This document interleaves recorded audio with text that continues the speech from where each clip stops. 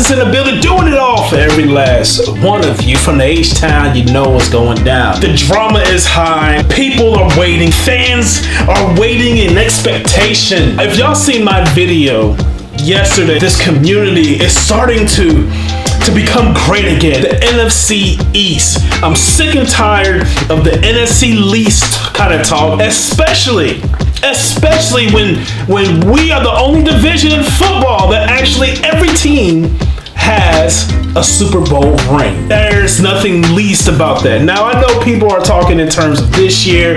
It's what have you done for me lately? We're in the second half of the season, and we want to see Dougie P make some changes. Did he make any changes at all? Without further ado, we're gonna react. Now, normally I react to the whole thing, but because it takes so long, especially Doug Pederson and the coaches, their interviews are extremely long. So we're gonna hit on certain points that I've already felt like, and I have to admit, I did watch this, but I wanted to react to it for you. Without further ado, let's go ahead on and get to it.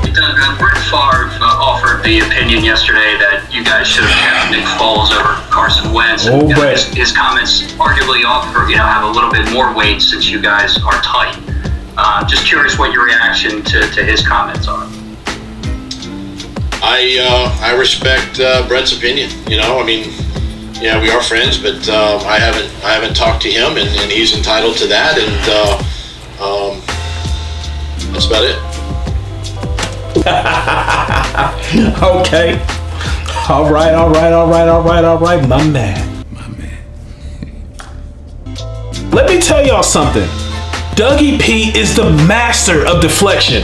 Remember that. We have to remember that while we're watching this. He is the master deflector. A lot of people feel like Dougie P did not defend Carson Wentz, and honestly, that's exactly how the way it can come off. Remember, Dougie P is a master of deflection. He's able to say things without saying them out of his mouth physically. At this point, I'm already feeling like, you know what? Dougie P didn't defend Carson at all. The only thing he defended was Brett Favre's opinion. They boys, they hang out, whatever. So let's not panic too quick. That's how I'm feeling. I want to skip ahead in this video because I only want to hit the highlights, the points that I thought were worth talking. Not what Dougie P did back in the day, living his glory days. That's too easy for Dougie P. Huh? Doug, having faced the Giants so recently, does that change anything that you do as far as game planning and preparation and things to throw at them because of the familiarity? Now, basically what he's asking, did you change your scheme? Because your scheme, it's crap. No, it is something, obviously, to go back and watch our game and listen, quite frankly, they had us beat. It was 21-10 with under 5 minutes to go in this game, and this is a good football team. Listen to the deflection. We've got to learn from that game. We've got to go back and study it, and not just from X's and O's, but just our execution as an offense. Indeed. Wait, so were you not studying the New York Giants for this past 2 weeks? Have you? Listen, there was trick plays on special teams, and there were all kinds of things in the game that came up that we can learn from and study and be prepared. And it is nice to have just played them a couple weeks ago because things are still kind of fresh on your mind, and we've had a chance to study them a little bit more. They've had a couple of games, but listen, this is a much improved football team from the first time, and they're playing, even though they haven't pulled these games out as much, but it's a good football team. It's a good football team coming off a win this past weekend, and they had Tampa Bay on the ropes, obviously had us on the ropes, and several teams this year, and we have to be prepared. So basically he asked him what was his game plan. Did anything change because there's such a quick turnaround with how fast you play these teams that you've already played before? Dougie P just said, we got to figure it out. Now, moving forward with the interview, this particular scene in this interview actually almost had my blood boiling. because we all know that there needed to be some sort of change. There needed to be something happening within Dougie P's scheme or whatever that may look like. And so he asks this particular question. So let's see. More than half of John Hightower's targets this year have been on deep passes, I guess, which qualifies 20 yards or longer. And yet he hasn't really caught many of those passes for whatever the reason. Carson's numbers downfield have not been good also. Did you find during the break, as you did some self-analysis, that you guys have been forcing the ball too much to Hightower downfield? All right, hold on real fast. This is just funny. You gotta focus on how the way the reporters word their questions. Basically, this is what he said. You only use John Hightower in deep ball, so it's easy to defend. Carson Wentz is playing horrible, and so he's not getting the ball to him, even if Hightower was even open. Now, what do you have to say for yourself for calling such plays? That's what he basically did. Look at Dougie P. No. Listen, Hightower's open down the field. No. I believe one of the things that I've done personally as a play caller is I've called more of the shot plays, with him in the game.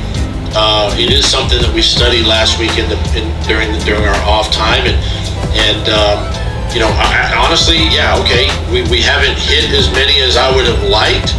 But the fact that we're getting in behind the defense and having opportunities down the field are things that we can improve on and we can get better at it. And so for me, that's the encouraging part, is that we have so much room to really grow in that area. But we put Hightower in that position. He's blessed with speed. He's blessed with not DeSean Jackson speed. Make the catch down the field. And we just got to continue, we got to continue to work in that area and keep throwing those balls, not only in practice, but in the game. First of all, I feel like there is no better deep threat than DeSean Jackson in history, almost in history. But at least in Philadelphia Eagles history, there's no better deep threat than DeSean Jackson. DeSean Jackson is one of the only players I believe that you can throw the ball deep to him every single play, and somehow he's going to come up with the ball. John Hightower doesn't have that kind of speed to me. I don't know. Y'all let me know in the comments section. Does he have that kind of speed? Another thing, if I'm a defensive coordinator and I see John Hightower in the game, well, guess what? History has shown the only time he's really in the game is when he's going deep and when he's going long. So, hey, you might need to switch up something. Tell me something. No. Just to clarify on the Brett Favre thing, you said you respect his opinion, but his opinion in this instance was that you should have kept Nick Foles, gotten rid of Carson Wentz. So what you gotta say to that? I'm assuming that's not your opinion. I respect Brett's opinion. He's entitled to his opinion, and that's fine, and I'll leave it at that.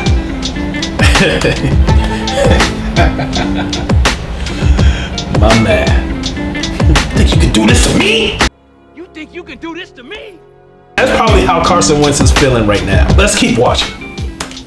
Just curious, when you studied Carson after the first 8 games, presumably last week, is there anything you can pinpoint that you and your staff can help kind of get him back on the right track here? I know he talks all the time about he understands the turnovers can't happen, but is there anything you can do maybe in terms of play calling to help get him kind of jump started into the second half? Yeah, there's all kinds of things we can do, and I think play call. Hold on. Let me guess. He's gonna say they gotta come up with some plays. He can do a whole bunch of things better, right? You can do a whole bunch of things better personally as a play caller. You gotta continue to work on his mechanics. All that. He's very politically correct. So let's just keep watching. Is one of them.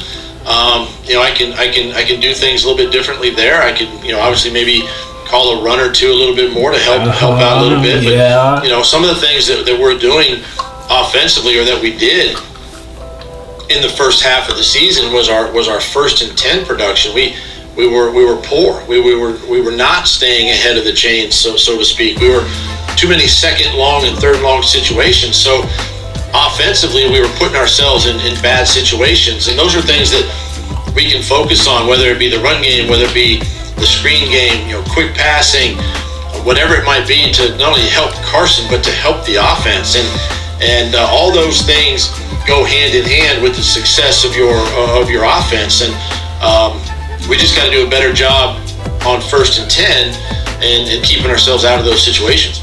Okay, we just named all the obvious ones. We named everything that was pretty much obvious. You did a great politically correct job. Now, I know y'all had to be on the floor rolling if you saw this part of the interview. He had 2 opportunities to defend Carson Wentz, just straight up defend him. Forget what Brett Favre is saying. We don't care about how much you defend Brett Favre's opinion. Is Brett Favre telling the truth or is he not? And Dougie P said, shut up. He said, shut up. Let's see.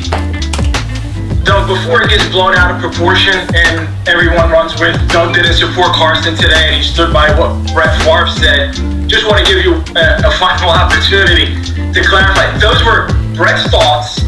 They weren't your thoughts. When the decision had to be made in the organization, even though personnel decisions like that are usually tough, it probably wasn't that difficult for you guys. Was anyone beating down the door to do Hey, I like this guy asking the question. In regards to Nick? In terms of keeping Nick over Carson. No, Carson's our guy. Carson's our draft pick. Carson's the guy that is going to carry us and lead this football team. And listen, everybody's entitled to their own opinion. Those aren't my words. Those aren't Howie's words, Jeffrey's words. Those are his words. I mean, I respect that opinion. Whatever he wants to say, that's fine. And we're going to remain friends. It doesn't bother me one way or the other. All I know is that Carson Wentz is our guy. Okay. And there we go. It's my job to get Carson Wentz to play better, to do better, to help this football team win. Yeah. As it is to get everybody else to play better. Yeah. And so, again, I respect his opinion and his words. Those aren't mine. Please don't put words in my mouth or we're going to have a problem. Oh! And, my man. Bottom line, end of story. My man. Thanks, Coach. Oh my goodness. Hey, well there you have it. He says stop putting words in his mouth. And that goes for every Dallas Cowboy fan. Everybody, the Skip Baylesses, the Brett Favre. It don't matter who you is. You ain't Dougie P. You ain't in his mouth. So stop putting words up inside of his mouth. He just shut you up. He shut me up. He shut everybody up. And that's what we need. I believe this is what we need from Dougie P. We need a little bit more of a Thuggy P. Dougie P needs to turn into the Thuggy P. Dougie P, we need Thuggy P in this back half of the season. He just told you straight up, we're gonna have a problem. You know what I'm talking about? You know what I'm saying? I love this interview. He brought it back around. Appreciate him, Dougie P. Thank you guys so much for the love that I've been receiving from every last one of you. Thank you so much for liking, share, subscribe. Continue to subscribe. Honestly, to continue to share this video with as many people as possible because I love this Eagles community. I love the football community in general. I love the NFC East community. So continue to do those things. Now, with that being said, I'll see y'all next time. Jacko Trey signing out. Yeet.